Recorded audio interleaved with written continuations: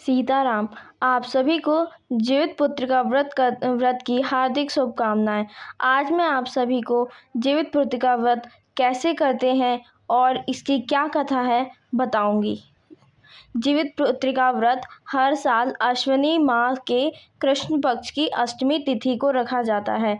इसे जीवित पुत्र का व्रत कहते हैं। यह सबसे कठिन व्रत में से एक माना गया है।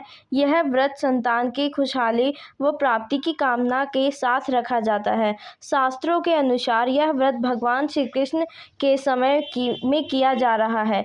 मान्यता यह है कि इस व्रत को करने से संतान वियोग का सामना नहीं करना पड़ता। और जाने इस साल अगस्त या सितंबर में कब रखा जाएगा जीवित्या व्रत, पूजन, मुहूर्त व विधि।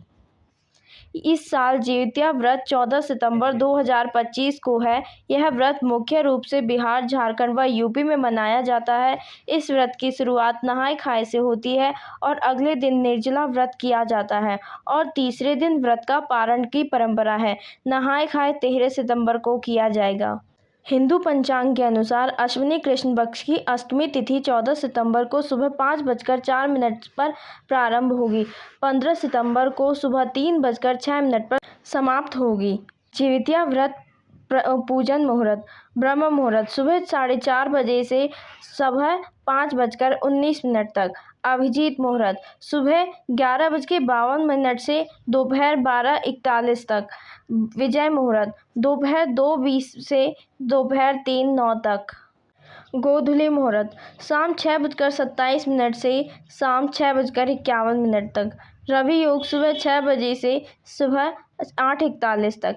जीवित्या व्रत का पारण का मुहूर्त। जीवित्या व्रत पारण के शुभ मुहूर्त 15 सितंबर को सुबह 6:10 से सुबह 8:32 के बीच रहेगा। जीवित्या व्रत में भगवान जितेश्वर और मां गंगा की पूजा का विधान है। इस दिन सूर्योदय से पूर्व उठकर स्नान आदि करके स्वच्छ वस्त्र धारण करने चाहिए। व्रत का संकल्प लें।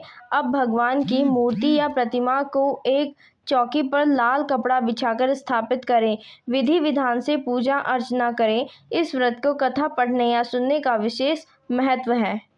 जीवित्या व्रत माताएं अपनी संतान की दीर्घायु के लिए करती हैं। यह एक निर्जला व्रत है जो अश्विनी माह के कृष्ण पक्ष की अष्टमी को रखा जाता है। मान्यता है कि इस व्रत की पूरी श्रद्धा से करने से जीवित्या व्रत की कथा को पढ़ने और सुनने वाली महिलाएं के बच्चे खुशहाल होते हैं, उनकी आयु लंबी होती है।